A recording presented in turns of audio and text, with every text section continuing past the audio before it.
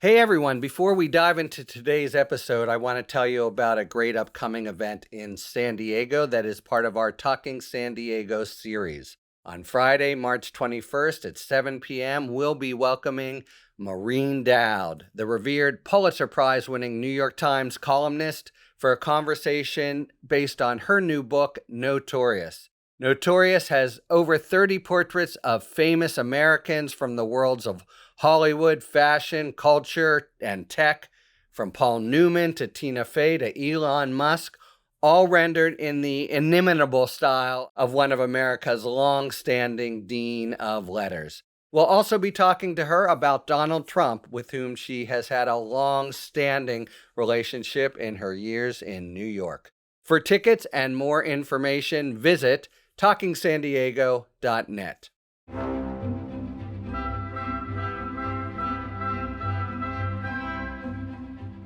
Welcome to Talking Feds, a roundtable that brings together prominent former federal officials and special guests for a dynamic discussion of the most important political and legal topics of the day.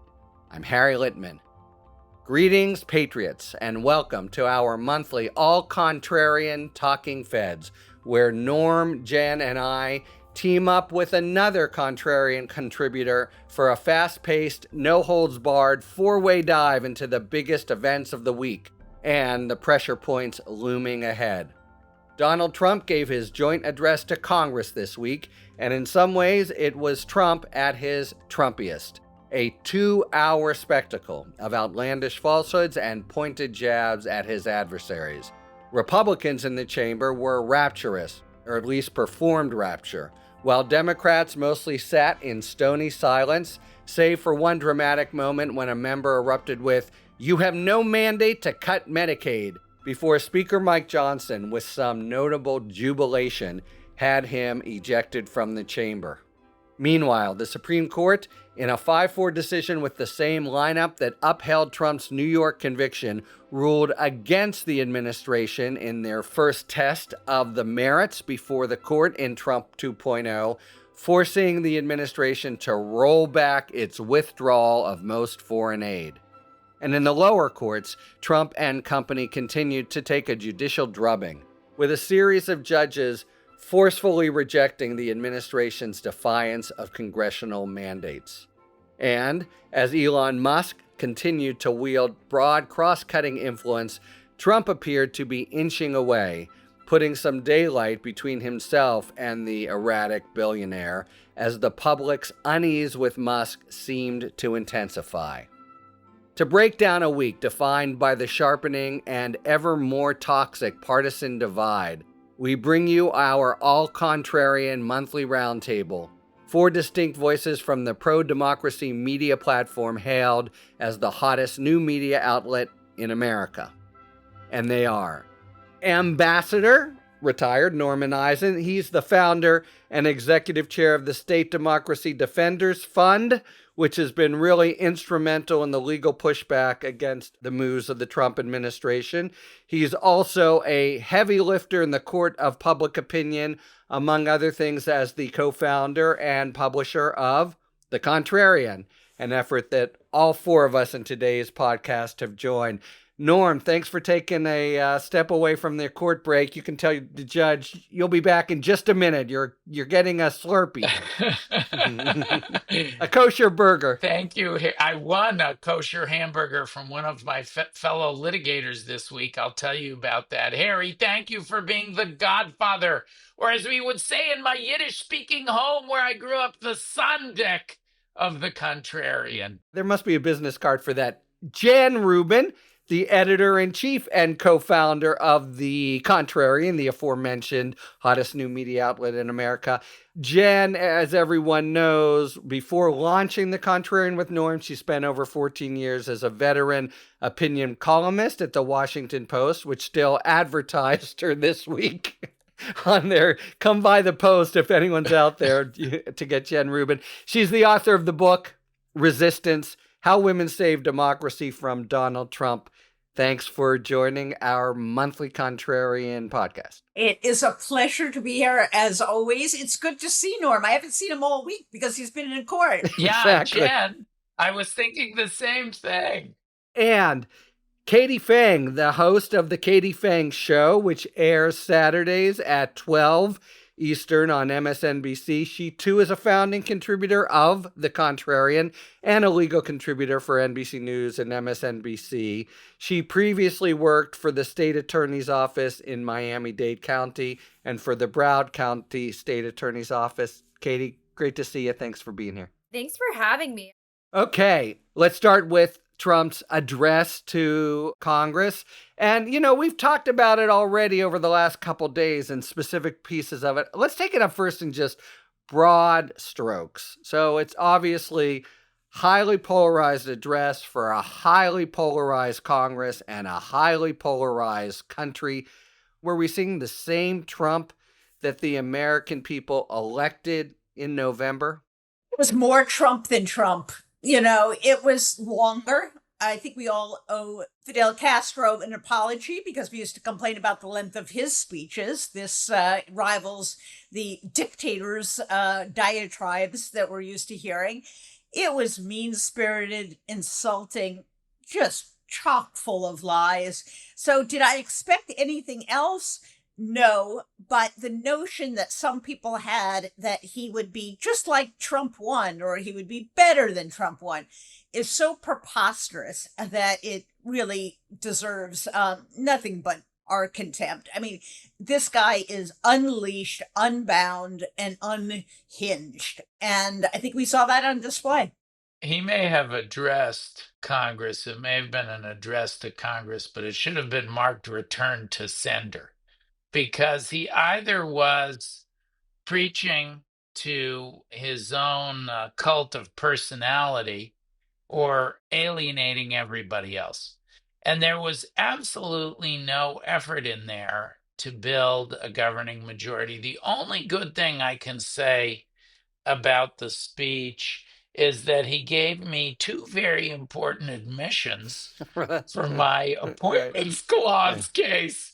So I was the only one who started typing a legal brief as soon as we had been in court in this case the previous Friday, one or two business days beforehand, and which the government submitted a sworn affidavit saying, oh no, Elon Musk is just he's an assistant to the president. He gets his dry cleaning. He brings him his Big Macs, extra ketchup. And the judge said, come on. And then you got twice. He says, Doge and Elon Musk runs it. Well, we filed it with the court, and the court did accept our supplementals. So no, I saw it was there within an hour or two. That was your dual role par excellence. There was a lot of debate about how did the Republican onslaught, Trump's hijack of the Republican Party, what was the Democratic response to that? And I know I'm in the minority here, but I will tell you at a visceral level that one representative, Al Green, the Reverend Al Green, I always think, yeah, how did that guy get from his music career to Congress? I think the right thing to do is confront autocracy. I just wish it had been done in a cohesive way, like they all stood up or they stood up and walked out, but I appreciated what he did. I know I'm going to be in the minority. I don't think you are, Norm. You're not. I mean, one point about it is we should think about the speech as it will play, not necessarily as it was in real time, where it had a pretty small audience. And that picture is going to be one of the plays of the year. But it's clear, as Norm says, that 35% and maybe, most of the Republicans in the room is what they wanted. And the start was really filled with a lot of total whoppers and ridiculous Trumpian claims. But I just wonder what your sense is. You're from a state that goes both ways, as it were, about whether the middle of the road Americans, assuming they were even paying attention, how people that are potentially up for grabs were taking it. Because I think Jen said it exactly. More Trump than Trump, even in the campaign. Was that even more Trump a welcome sight for the country? I think you hit the nail on the head. I don't really think middle of the road Americans were tuning in. I think the middle of the road American is so disenchanted with the state of politics that they knew it was going to be chock full of lies. So you either had your red meat MAGA base turning in to, toast the orange furor, or you had Democrats who were tuning in that kind of almost wanted some validation that they are on the right side of history. So I think that there was this empty audience base of the people in the middle. I do think, putting aside the kind of built-in theatrics that goes with Trump, I actually thought he was pretty on the low end of energy when it comes to Trumpian energy. I felt like he could have been a little bit more boisterously obnoxious, and he wasn't. It was all lies. And so to some extent, it was a little disturbing in that we're almost immune to the lies now, right? We're like, oh, we know he's going to lie, and he lied, and it wasn't as shocking, even though they were real whoppers, as you guys have said. I actually felt like the takeaway from the joint address was less about Trump and more about the Republicans, meaning the collective standing, clapping, cheering, jeering. That was more disturbing for me than anything. You always hold out hope, and maybe it's naivete to still have this hope, but I'll speak for myself, always hold out hope that maybe there's that sliver of decency that still exists in the souls of people on the other side of the aisle. And it just reconfirmed for me that they don't. And so, you know what it does? It gives you that gut check of realizing that we have our work cut out for us, but that we really need to kind of focus on the areas that count. So to Norm's point, there was a valuable evidentiary kind of thing that came out of that Elon is not Kofefi Doge, right? That there's something more there. I think that's what we need to start focusing on, and less looking for that hope that I used to do, and now I'm starting to do less and less, that there's going to be some integrity left there that we could point to and say, look, there's something worth saving on that side, because I don't think it exists anymore. By the way, I think there's one person he did lose in that room, and that was Justice Amy Coney Barrett. She did not look pleased. And the next day, in fact, she joined the usual, quote, progressives, along with the chief, in turning back a Trump appeal on a case involving misuse of Trumpian power. And I think she is going to be the person to watch on the court. Our friend Steve Vladeck, another contrarian, and I have long thought that she's the person who shows some independence of thought. She is perhaps more ideological but less partisan than others. She was the justice, for example, who concurred in the immunity case, saying that the court went way too far. They didn't have to talk about excluding evidence. There was a much narrower basis to make the ruling. So I think if there's one defection from the Republican side that could come back to bite them, it's Amy Coney Barrett, who is now being vilified by the right as a, wait for it, DEI hire. Oh my God. This is disgusting. Well, all those people who hired DEI hires should themselves be fired. Goodbye, Trump. Goodbye, Pam Bondi. I think if I can take advantage of the monthly contrarian privilege of just talking to each other, I thought the other one, he's a peer of mine. We have known each other for many years, John Roberts. He did not like being liked at that speech. And I do not think that that was an accident on the part of Trump. I think Trump wanted, as part of his incessant domination, that was a dominance move, like the handshake and the pull, for him to say that to Roberts. Now, that opinion that Jen talks about, also joined by Roberts, was already in the can, surely, by the time they did that speech. But I think that we will look back on the historic Trump criminal wars and, which Supreme Court are we going to get? The 6-3 Supreme Court of US v. Trump, or will it be the 5-4 Supreme Court that allowed the Trump criminal sentencing to go through? So far, the 5-4 court is predominating, and this drama in Congress is going to be a part of that narrative. All right, we're going to talk more about the Supreme Court case. I want to stick a little bit more with the speech. And look, in a sense, you can characterize Barrett and Roberts in their role on the court, but you can also characterize them as Republicans of decent instincts, of civic mindedness. And it did seem to me, I value everyone's thoughts here because I doubt my own objectivity. But that triumphant aspect, the low class of some of the vitriol and smugness, that I think plays poorly and will continue to play poorly in that sense. It's always his instinct. He went for the red meat of his base at the cost, perhaps. He is governing on a knife's edge, and he's blundering, and his numbers are falling. Let's talk briefly about Al Green and the Democrats. It's about the weakest institutional posture you can be in. You're forced to be there, and what kind of guerrilla action can you actually take? Any other thoughts along the lines of what Norm said, that the Dems needed to do more, or maybe even broadening it a little bit to where they are now? I think the kind of incessant criticism about how the Democrats behaved in a speech in which, as Katie correctly says, anybody who is kind of part of the middle America either wasn't watching or was inclined to dislike him, is completely overwrought and beside the point. I mean, what do you want these people to do? They are more boisterous, they look bad. They're less boisterous, they look pathetic.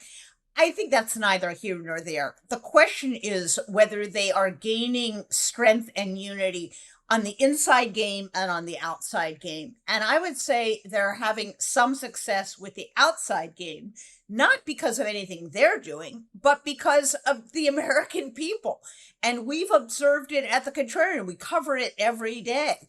The switch has been flipped in the country, and you see it in these town halls, you see it in the protests, you see it in the sort of engagement that now you get at places like the Contrarian, that people really are concerned with what's going on. People don't like this. Oh, by the way, all the things he promised are not happening. In fact, they're happening in reverse. Prices are going up. We have more chaos than ever. Although he's fighting so hard to bring the price of eggs down from Biden. Right. My husband, by the way, I was making scrambled eggs this morning, and my husband says, "Don't drop one of those." Exactly. That's like a week's salary there. Right. So I think the focus is, and should properly be, on the ability of the Democrats writ large around the country to unify. And as Chris Murphy said, he really gave a brilliant interview this week at the Contrarian, it's about the oligarchy. It's about transferring enormous wealth and power to these very few people. And in order to do that, you have to destroy democracy, because that's not popular. People don't want to give all the money and power to a small group of people. I would push back a little bit, Jen, when it comes to kind of the collective response from the Democrats, because I think what's happening now is the criticism, whether it's valid or not, that the Democrats are facing in light of the joint address is the Democrats are now being forced to choose which norms and institutions, Norm Eisen being an institution, but which norms and institutions to which do they continue to give validity. If you look at what happened, and it was called a joint address, right? If they had all either not shown up or all left together, Trump was going to target them no matter what, whether they were physically present or otherwise. And we saw Trump target them and say, I can never say anything that's going to make them happy. So do you show up and lend a credibility or an imprimatur of credibility or legitimacy to it? Because that's what we're used to doing, because civility and decorum dictates that you go as a member of Congress to these things? Or do you just all collectively decide amongst each other you're just not going to show up because he's not going to say anything that has any truth or validity to it? So there is probably an inconsistency in messaging that you're seeing in terms of how the Democrats are. I laud and my hat off to Representative Green for saying you don't have a mandate to cut Medicaid. That needed to be said. Right. He chose a good talking point. Because that is Medicaid is obviously something that's not party specific. But I do want to also focus a little bit on the more nuanced issue of the censure the next day, vis-a-vis the 10 Democrats that voted in support of the censure of Representative Green. I thought that was lying down, spitting up in the air for the Democrats. They had no purpose. And I am kind of surprised by people doing that if you are a Democrat, because I don't think that advanced the ball. If you are saying you did that because there is civility or decorum that needs to be protected or respected, then again, the hypocrisy of the Lauren Boeberts, the Marjorie Taylor Greens, etc., I think those things kind of militate against you voting to censure your own colleague. And now we now see that they're trying to take them and strip committee members, the members of being on committees for those that joined in with Representative Green in singing when they were trying to read the resolution. I think I'm torn. I'm an old school person. I think that you should abide with the decency of these norms. But I also think that this kind of is our Achilles heel right now. I think it's a real problem because we're struggling to figure out and find our way because these things are holding us back a little bit. This may be the result of my excessive daily exposure to Jen, since we're on phones and Zooms and emails and texts all day long. But can you fucking imagine that somebody is upset about holding up a paddle when you have a man who is tearing the Constitution into shreds? I was in court. I still have my tie on today. We're defending one of the so-called Humphreys executor cases. This is where the Supreme Court has said for almost a century, Congress has the power to set up multi-member bodies within the executive branch, and the president can't fire them willy-nilly. There's three of these clients: the MSPB, the Merit Systems Protection Board, the NLRB, and the National Labor Relations Board, and my client, the FLRA, the Federal Labor Relations Board.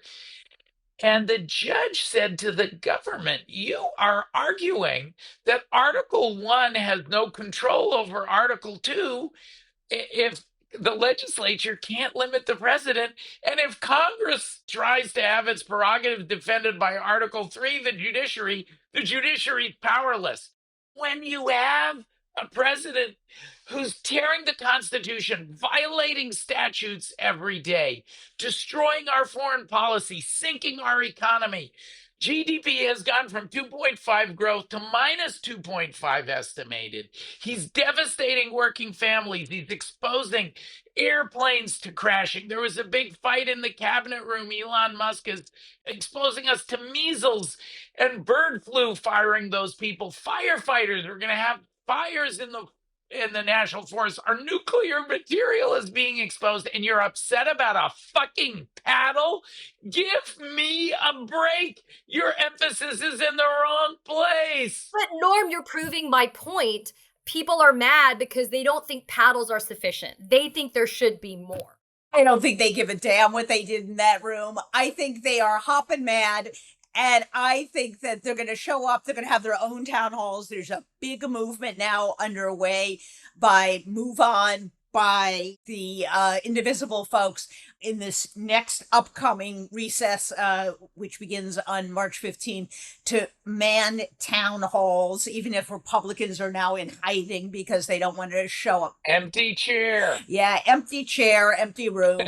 And I think the energy that they get from that event not only is good because it gives people the true sense that this is their democracy. We can't be waiting for the people in Washington to do something. It's up to them. And secondly, it does propel forward the people in Washington. It gives them more spine. It gives them more, I think, encouragement to speak out. And I think you're going to see them, for example, this upcoming week. They're not going to give many votes to keep the government open. They're not going to give many votes for their fakakta, budget. So I think you're going to see some real unity. And I think, frankly, it's going to be really hard now to get any Democratic votes for these nominees, given the fact they're all terrible. And thank God that Chris Murphy actually apologized for having voted for Marco Rubio, because he's turned into, imagine that, what a spineless little worm. But by the way, to Katie's point, the 10 Democrats who did vote, that wouldn't have happened today with the Republican Party, right? No, they wouldn't break ranks. And I actually thought Johnson and Vance looked really kind of nasty up there. It was a contrived thing, the discipline of Green, and he was just too kind of little fourth grade parliamentarian about it. There is the broader face of the party, and he'll be absent in these town halls. On the contrarian, we have the pets every week to give people nice stuff on for the weekend. One of them is pets. And I think we should send Joyce Vance's chickens to sit in those empty chair town hall because these members are chicken. They give a bad name to poultry. They're afraid. Is that democracy? You're afraid to address your constituents? And it's angry Republicans, the veterans. Oh my goodness, the veterans are being devastated by this. I interviewed Richie Torres, congressman from New York, who brought a phenomenal guest who has spent her life in nursing, has been with USAID for years, both here and abroad. And she explained what happens now that we have cut off USAID. She worked in the area of preventing infant deaths, maternal deaths, and inoculations against deadly diseases that are just as deadly as Ebola. People will die because of what they are doing. And that's what Democrats have to do. They have to explain that this is not only illegal, not only outrageous, but cruel and destructive. That's all contrarian. It's all negative. We're tearing down. What are we building up? What is the place? Is it too early to talk about building up? What is the affirmative vision? What's the alternative? And I'll throw in something to the question, which is, what do you think about Alyssa Slotkin, who gave the response? I thought she was great, but I think it's a big misnomer in politics that you have to beat somebody with positive stuff. Every time the Congress has switched, whether it was after in 2010 or it was back in 2018, all it is a negative message. It's a referendum on the incumbent president. You don't need a positive message. When you get around to 2028, you need a positive message. We're in the political season. We've got a big Wisconsin race. Jen, your coverage, our coverage at the Contrarian. There'll be races, Pennsylvania judicial races, Virginia, New Jersey, and then 2026 is for the whole enchilada. If we lose those gubernatorial House, gubernatorial AG secretary, the hands of the 2028 election will be in election deniers, House of Representatives, and up and down the ballot. So it's not too soon to think about what are Democrats for. So when you have a structurally unsound home, you have to tear it down and raise it, and then you have to rebuild, right? In this instance, I'm going to go to our legal background. When you effectively impeach, Norm, as you talk about doing in court, it is a negative thing to impeach, right? You're sitting there and you're kind of cutting away and eroding from either a position or an argument that the other side has. And in doing so, you're building your case through the impeachment. In this impeachment, by the way, we could have a lot of double entendre on impeachment vis-a-vis Donald Trump. But what I'm trying to say is, in this instance, the more that we chip away and erode and tear down what they're doing, I don't think it's a negative, like Jen says. I actually think we're rebuilding democracy by showing how wrong they are. You're taking something that's structurally unsound, that doesn't have structural integrity anymore. You're raising it down so that you have a clean slate to build it back up. And look at the great acts of courage we have seen. For example, the U.S. attorney in Southern District of New York, she quit and gave a resounding statement, not only an attack on Emile Beauvais and the corrupt bargain, but in defense of the rule of law. You do both at the same time. By refusing to be part of that, she is saying, no, that is not the Justice Department's role. It is not what I, as a lawyer, am trained to do. And so I think in the response, you reassert the values. Ed Martin, the unctuous, odious character who is operating as acting U.S. attorney in D.C., attacked Georgetown University because they have in his view, a DEI program, whatever he thinks DEI is. The dean of the law school responded in magnificent fashion, one of the great letters of our era, in which he not only said, you got no business and this is a First Amendment, but reasserting the Catholic value of inclusion. Perfect example. You fight back while you are reestablishing your norms, your values. Great, great letter. I only hope that the rest of the legal profession rallies around not only him, but these law firms that are being singled out for retribution. Which really is disgusting. But I think all four of us as lawyers feel this. And I just want to compare notes a little because I was moved very much by Sassoon's letter. I am outraged by nothing as much as the attacks from Martin and Beauvais. But I do get the sense, in the overall scheme of things, it's a little pointy-headed and just not hitting home so well the general points that are huge to me about the rule of law, constitutional democracy, et cetera. Do you have a sense of how those abstract values, which if we lost them, Hungary or whatever, everybody would feel it and feel the loss of democracy. Nevertheless, as contrarians or just people who are out there every day, how you communicate those stakes, because I feel it's often, rhetorically anyway, uphill, trouble really hitting home, as opposed to the tariffs are going to be disaster, and do you want Elon Musk to be rooting in your underwear drawer and stuff? So I think the most effective way to convey this to the, I guess, average American who maybe isn't as well versed as perhaps a lawyer would be or otherwise, is the fact that everything these days is inextricably intertwined with the law. So, for example, your tariff issue is inevitably going to be challenged in a court of law. Your salary as a federal employee or your status as a federal employee, inextricably intertwined with the law. Everything this day is a political legal issue. It's not, they don't stand alone. And so I think what we have to do is show that normally nonpartisan institutions or organizations like the American Bar Association has now issued 2 statements in support and defense of the rule of law. And yes, in our rule, these are mind-blowing, earth-shattering things to occur when the ABA steps in, not only points out that you have unqualified jurists that are being put on the bench by Trump administrations and others, but that we now see that when you have judges that stand in the breach, right, that sit there and they protect you as an American citizen, that wouldn't happen in a country like Hungary or Cuba or North Korea or Turkey or whatever, right? So I think that is how we impart to the average American who gives a shit enough, right, to want to pay attention to these things, that the law still has a place. And in the absence of it, we have anarchy. And I think that is why we remind people that these things still count for all of us.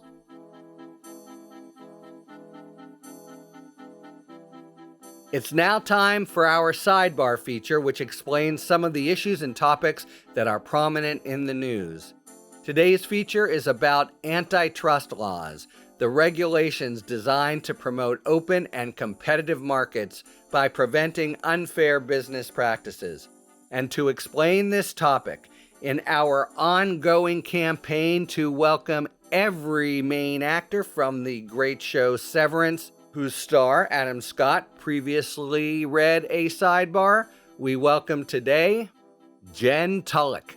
Jen Tulloch is an actress and writer best known for her role as Devon in the Emmy-nominated series Severance. You may also recognize her as Anita in HBO's Perry Mason.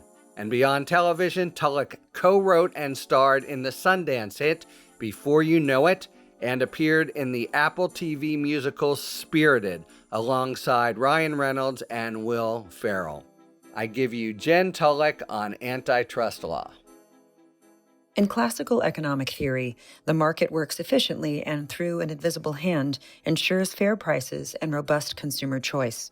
But in the late 1800s, the country learned that those effects could be distorted by certain practices, especially by large companies that come to dominate the marketplace. In response, the United States has passed a series of antitrust laws designed to ensure fairness in business and give consumers real choices in the marketplace.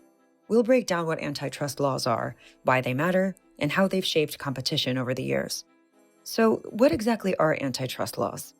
In simple terms, they're regulations designed to promote open and competitive markets by preventing unfair business practices. They stop competitors from using tactics like price fixing, market division, or agreements not to compete. They also prevent large companies from abusing their monopoly power to push smaller competitors out of business. In many countries, these are called competition laws, but in the US, we refer to them as, quote, antitrust laws, because of our unique history. Back in the late 1800s, massive businesses referred to as trusts controlled entire industries: railroads, oil, steel, and sugar. Two of the most powerful trusts were U.S. Steel and Standard Oil. These companies set prices and limited competition, which hurt smaller businesses and consumers. The government stepped in to bust these trusts, creating the first antitrust laws. Today, the three major federal antitrust enforcement laws in the U.S. are the Sherman Act, the Clayton Act, and the Federal Trade Commission Act, or FTCA. The Sherman Act, passed in 1890, makes it illegal for companies to make deals that limit competition, like price fixing, and it prohibits the abuse of monopoly power. The Clayton Act, passed in 1914, was created to prevent mergers and acquisitions that could stifle competition, essentially stopping companies from forming monopolies through consolidation. The FTCA established the Federal Trade Commission, which helps enforce these laws and prevents deceptive practices like false advertising. Most states also have antitrust laws that are modeled after these federal laws. The FTC and DOJ share enforcement of federal antitrust laws. The FTC typically focuses on industries with higher consumer spending, like healthcare, pharmaceuticals, food, and energy. The DOJ oversees industries like banking, railroads, airlines, and telecommunications. It also handles investigations into potential criminal violations. In addition to federal antitrust enforcement laws, there are also antitrust laws that create incentives or offer retaliation protections. For example, the DOJ's Antitrust Division runs the Leniency Program, which incentivizes conspirators to come forward by offering the first party who reports misconduct immunity from criminal prosecution. In addition, the Criminal Antitrust Anti-Retaliation Act, or CAARA, protects employees and contractors who report potential criminal violations of antitrust laws from retaliation. At the end of the day, antitrust laws protect us by ensuring businesses compete fairly. Without them, a handful of powerful companies could dominate the market, leaving consumers with fewer choices and higher prices. For Talking Feds, I'm Jen Tulloch. Thank you very much, Jen. Season 2 of Severance, as many of you already know, is out now and available for streaming on Apple TV.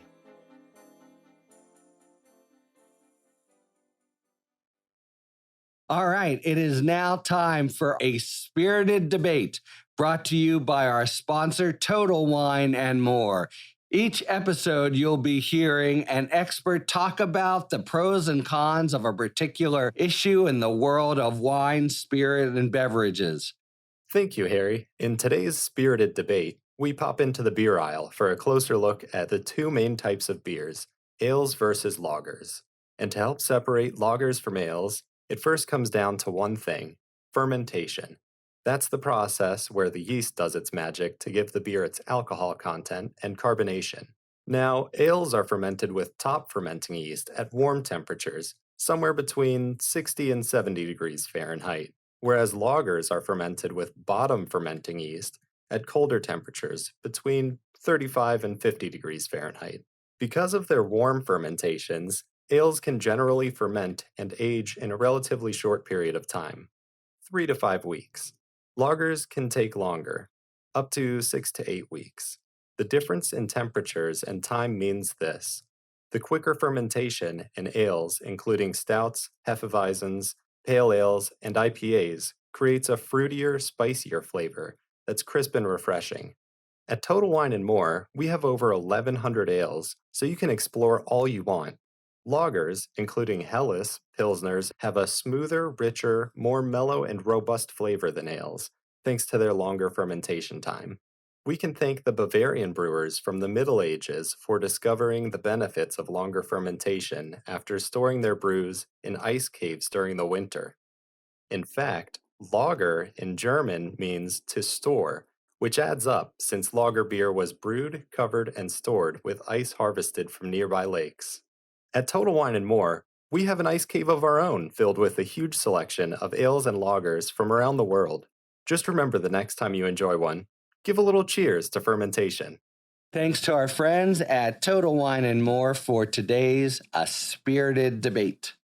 So let's move to the Supreme Court, because it is this funny, Norm is kicking ass and taking names on all these cases at the district court level, Humphrey's executor being still a Supreme Court case. But we all understand that at least the big ones, it's going to be decided at the higher levels. So not just in terms of what they held, but what their lineup portends. We've talked a little bit about it. What about the Supreme Court opinion? First one on the merits, 5-4. Kavanaugh joins Gorsuch, Alito, and Thomas. And Alito has a really bilious and impassioned dissent, or, 8 pages, 6.5 of bland law stuff, and then nasty on top and bottom that the 4 join. What did you take from the case in terms of just the horizon that is ahead of us on the big issues? Careful, Norm. You're going to have to argue in front of these people in a few weeks. Jen knows that I had not really had it on my bingo card that I would be back in court on a daily basis. And I love it, by the way. I love it so much. I realized I really missed it when I was a standard issue trial lawyer in 2007 when my law school friend Barack Obama called me and told me he wanted to run for president. And so I got off the litigation track and now I'm back on it. I believe that at least the chief and Amy Coney Barrett are revolted, as any good conservative should be, by the extreme radicalism and ineffectiveness of Elon Musk's chainsaw and Trump kind of his Musk's cord puller. He's not even operating the chainsaw. And then when you take something like Humphrey's executor, I'm deep into this now, and I'll just explain for everybody what this is. Again, this is about a FDR era court where FDR tried to fire the head of the Federal Trade Commission, the FTC. And his executor, Humphrey, had died, and the executor wanted the back pay. And the Supreme Court said, no, you can't do that. Congress can create these multi-member bodies. They're quasi-legislative, quasi-judicial. The president is constrained by Article 1 as enforced by Article 3. That is consistent with the earliest conservative understanding. So I think the Supreme Court is going to continue the Humphrey executor's line of cases. Trump cannot fire these people. And I won't pronounce in the abstract, but I think there's a strong originalist conservative case. I just was talking to some of the original scholars to get ready for our argument today, Friday morning in DC. By the time the pod runs, we may have a decision. There's 3 of these cases. The first 2 have resulted in victories for the ejected official, and our wonderful client, Susan Grundman, the head of the FLRA, I think is going to be reinstated. And I believe the Supreme Court will repudiate Trump. This 5-4 majority is going to be the story of the era of Trump. That's the rosiest scenario. I think you're agreeing, but you think it will hold that sort of 5-4. Now, do you see, and I'll bring this up to Jen and Katie, and to give a very quick recap. So these 3 cases concern the issue of whether you can constrain the president from having removal, a phrase not even in the Constitution, of certain heads of agencies based on their expertise, the need for impartiality. That is a concept that is stuck in the craw of conservatives, maybe even for 90 years. But I would say it's one of 3, 4 kind of big hovering issues out there of executive power. In general, you think that's going to be the story, or you're feeling okay about this cluster of cases? No, I don't think you can prognosticate about the Supreme Court in the abstract, Terry. I think you have to. These will be the first. Our cases are on a fast track. There's been decisions in the first 2 in recent days. We moved for summary judgment, government cross moved. So it's properly queued up for DC Circuit review and then Supreme Court review. These will be some of the first cases where you'll have full on argument on the merits at the proper briefing. Other cases that fine balance might be different. I will say that the first two cases where that new 5-4, at least in the Hampton Dellinger case and then the spending case, those could have gone the other way. Those are message votes. What do you mean by message vote? I think that you could see it on Amy Coney Barrett's face when Trump entered her airspace. It's the opposite of conservative. He's about as conservative as Marx, Lenin, and Engels. Okay. Frankly, he makes them seem calm and collected and steady, moderate hand. No, I mean, look, it's a nice tagline, but it is true. The better distinction is institutionalist versus not, and where do at least the five? Well, you and I know Kavanaugh. I assume you know him also. Was he in our basketball game, Harry? Did he ever play basketball with us back in the early 90s? Yes, he Was has. he in that game? has. I remember he hard foul on me, I think. Don't count Kavanaugh or my other law school classmate. They couldn't stand each other, Obama and Gorsuch, or at least they never had anything to do with each other as far as I could see. I don't know if they had feelings for each other of a negative sort. Gorsuch, I think, is firmly in the Alito Thomas camp. You're not going to pull him out. Kavanaugh, for truly egregious anti-institutionalism, you may find he's occasionally a vote. We'll see. Josh Marshall had an interesting piece about him, but let's keep going, because in this general area, I was struck by the opinion by a district court judge, Beryl Howe, in the NLRB case. But, all these cases, as we've said, on the one hand, they're encouraging, but they really are applying Humphrey's executor is the law, but the Supreme Court could change it. But in the overall kind of culture and just the water of this issue, she could have simply said, here's the law, I'm applying it, good night. But she really had a very strong, thoughtful, thorough working of the issue on both sides, as she had at the oral argument. We saw this in the first term. There were different kinds of cases. I don't want to make everyone's head spin, but, Blasingame and the like, which even if they were lower court opinions, they affected the legal culture generally, and that was kind of preface when things got up to the court. So I was struck by Howe's opinion and the way it really, before just applying the law, wrestled with, in a totally fair way. She said, look, there's a problem with headless fourth branch, et cetera, but really struggled more broadly with the bigger issues that presumably will be on the Supreme Court's plate. We had 9 Beryl Howells on the Supreme Court. Oh my God. I would be in heaven. She is an extraordinary judge. And I think people don't really appreciate how dismissive and almost angry she was at the government for advancing bogus arguments and making specious claims. It was a very good opinion, 67 pages. I loved reading every bit of it, but I do not think it's going to affect the Supreme Court one way or another. They operate in their own zone.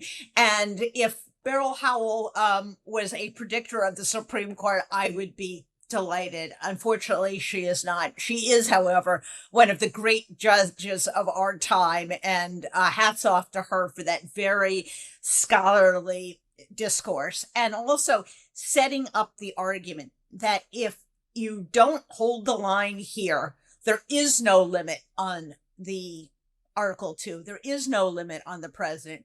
And you asked Harry about these other kind of pockets of cases. The other obvious one that aligns very closely with this is the impoundment case. We thought we knew what the answer was from the Nixon era, that the executive doesn't have the right to, in essence, override Congress.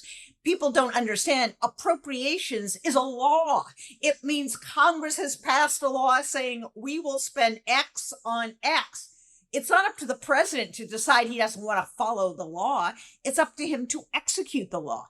And so I think in the impoundment case, and there are a few of those now around, I think the case is arguably stronger, because if you take that away from Congress, why don't you just send them home and, we have our dictatorship? Ditto, by the way, for the creation of an agency. I mean, this is the general theme. He wasn't there in third grade. Again and again, really, if there's an overriding theme, it's Congress having the power to legislate, especially where financial matters are concerned. And they're seeming to take it as a given, just completely running roughshod over Congress's power. And look, Norm, I agree with you that it really is going to vary by issue. It's an important point as we look at the overall landscape that a Supreme Court that in most of our lifetimes you would have thought is the final bulwark is now the final question mark. But nevertheless, they've been thematically very rough on Congress. Generally, the Roberts Court has been. And that's what is really sort of served up in a sense. I mean, it's almost existential for Congress. And of course, they seem like happily going like lambs to the slaughter. The political fact of the current setting is their eagerness to let Trump do everything and not have to take political accountability for it. So I was just going to say that we talked a lot during the Trump indictment times about speaking indictments and stuff, and I think you have speaking opinions now from judges, which is a little bit of a rarity. I think they're realizing they have these opportunities to kind of imbue opinions which we as lawyers never really saw, right? You never kind of got the flavor of somebody's personality from a judge, I think, in their opinions per se. Rarely did I think you see that happen. I think you're seeing it happen more and more. And I think what you're going to do is this. You're going to see the selective case presentation before SCOTUS in terms of the fact patterns, etc. But I think the biggest test is going to be how each of these justices define in and of their own minds what lifetime appointment means. I think you're going to see whether or not they actually think that means that they are able to vote their conscience or do what they think is the right thing to do. And we may not necessarily agree with the history of decisions that have come out, but the fact that we're highlighting what we think is a breaking off of some measure of independence for somebody like Amy Coney Barrett is kind of a startling conversation, right? And yet we are. And when we kind of give credence to John Roberts kind of finding, a little bit of a spine, here or there, whatever, again, I feel like it's the exercise of their version of my lifetime appointment. So I think that that's what you're going to be looking out for. And I think it's hard to predict. The founders thought lifetime terms for judges was going to make them immune from public pressure. They would act their conscience. Now it has made them immune from any kind of accountability. It's acted, so that there is serious discussion. I support it, of term limits for Supreme Court justices because they are so out of touch. They are so ideological. And because the confirmation process is so broken and is so partisan that they essentially lie their way through it. Let's be honest. When you went back and you saw those answers on abortion, or you saw the answers on many issues, they were insincere at best and misleading at worst to the senators. And the senators, frankly, knew they were being misled. I don't think for a moment that Susan Collins thought that Kavanaugh was going to be pro-choice. I mean, that's absurd. So I think we've come full circle that the founders thought the courts were going to be the least effective branch. Here they are running roughshod and embodying and empowering the executive, which was supposed to be the least important branch in the minds of the founders because we were coming from a monarchy, and Congress, which is supposed to be closest to the people and have the most power in our system, its Article 1 is getting completely downgraded. And we are really in topsy-turvyville. Yeah. All right, let's take 3 or 4 minutes because it's all we've got. But there's a legal side and a political side. I'll just ask each of you. Here's the question. There must be a Yiddish word for how I'm going to ask it. But Elon Musk, discuss. What's happening legally, politically? Where do you see this moving? Yeah, I don't know if there's a Yiddish word for the question, but there's one for the answer, verbludget. He is blundering with his chainsaw, blundering about. He clearly, whatever you may be able to get away with in the private sector, in A government that is entrusted, this is not a question of, oh, I'll screw up a social media platform and people go to another social media platform. It's like doing neurosurgery with that chainsaw. The government is entrusted. People don't understand this. This is part of the positive vision that I think we need to start articulating. We actually entrust government with many of the most important and crucial tasks, keeping egg prices down and airplanes in the air, measles and bird flu out of the population, and providing care for our veterans, safeguarding our nuclear material, and the nurses and firefighters who protect the health of our people and our national forests, and so much more. And Elon Musk is laying waste to it. And according to the New York Times, the conservative Trump cabinet members were screaming at him yesterday. The FAA guy says, how am I supposed to keep the planes in the air? The VA guy says, I can't care for our veterans. So I think it's been an effed up mess. That's the farblunged is the other F word. It's been an effed up mess. And the political consequences, those chickens are coming home. Those bird flu ridden chickens are coming home to roost. He is just the embodiment of every allegation, every caricature that you make against the right wing. He has affinity, shall we say, for neo-Nazis. He has no affinity for the average person. He doesn't care one whit about who he hurts or how he hurts them. And he is becoming the arch villain. He is becoming the Bond villain of this entire enterprise. And his poll numbers are diving. Trump's association with him is going to be toxic. And for the first time at that cabinet meeting, you saw Trump try to rein in Elon Musk just a little bit. That's going to be an interesting cage match when the two of them come to blows. But I think Trump, in his lizard brain, somewhere understands that when he says use a scalpel and not a sledgehammer, even he understands this is not going well. And people get it when you say we're going to take away Medicaid, because remember, Medicaid is not just for poor people. It's for grandma in the home care. It's for treatment for drug addicts. It's an enormous percentage of our population. So when you start messing with these things, you're going to get a lot of people very, very mad. And I think Norm is right. He's not used to being accountable to anybody. He doesn't care because he's richer than God and because he's always been involved in things that do not have life and death consequences. Oh, and by the way, his little rocket, fell apart into the ocean the other day. So he's not even very good at that. And Tesla's stock is crashing. So maybe he's not even good at that stuff.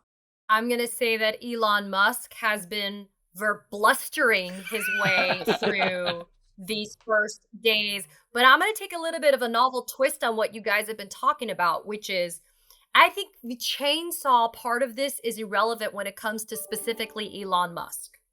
And I think that Elon Musk is playing the sleight of hand here. I think him accessing information was always the goal. He was doing that vis-a-vis trying to support Donald Trump for the election and getting the votes and going and doing the canvassing and all that other stuff. All of it is about the data collection component, because somebody like Elon Musk, that makes him more of a kingmaker when it comes to presidents and elections, etc. I think the value for this move by Elon Musk has always been, let's distract you while we're destroying America, while I sit there and I hoard all of this information, which is why the infiltration by the Doge tech bros and the misrepresentations affirmatively made in courts of law as to who is controlling things and what. I think Musk has been playing this exactly the way that he wanted to. And so my bigger concern is what is going to be the collateral damage from all of this fakaktiness that's been going on since day one. And, that's why my hat off to people like you, Norm, that you're going to court and you're enforcing the need for transparency, because that's what we need to care about. There are victims and consequences, but the transparency needs to go back to day one. Where did you go? What did you do? And who did what? We just got a win. We got a win earlier today in the Southern District of New York in one of our cases against Doge and Musk. The court ordered production of the full administrative record, the paper trail. How was Musk authorized to do these things? And guess what? Like Sherlock Holmes, the dog that didn't bark in the night, if there's no paper trail, that's even worse than having a paper trail. Well, that's right. Look, bringing back the documents to Mar-a-Lago. I mean, I love the way you just put it, Kate, because you can really conceptualize all of this as about information and who gets what and who hides what. And just one other point, collateral damage. I think we're already in places where even if everything went away tomorrow, there'd Harm's be real been done. cultural work to, it's not, that's right. All right, we are just about out of time. Great conversation, all you contrarians. We still have our Talking Feds aspect that guests tend not to like, but our listeners love, which is a question from a listener, and that we each have to answer in 5 words or fewer. So this takes off from the boast from the joint address that we're going to take over Greenland. And the question is, what should we do with Greenland after we take it over? Marjorie Taylor Greenland is mayor. Strand Elon Musk with chainsaw. It's the new Elba. Abel was I ere I saw Greenland. National ski resort without MAGA. And I'm going with, wait, which one is Greenland?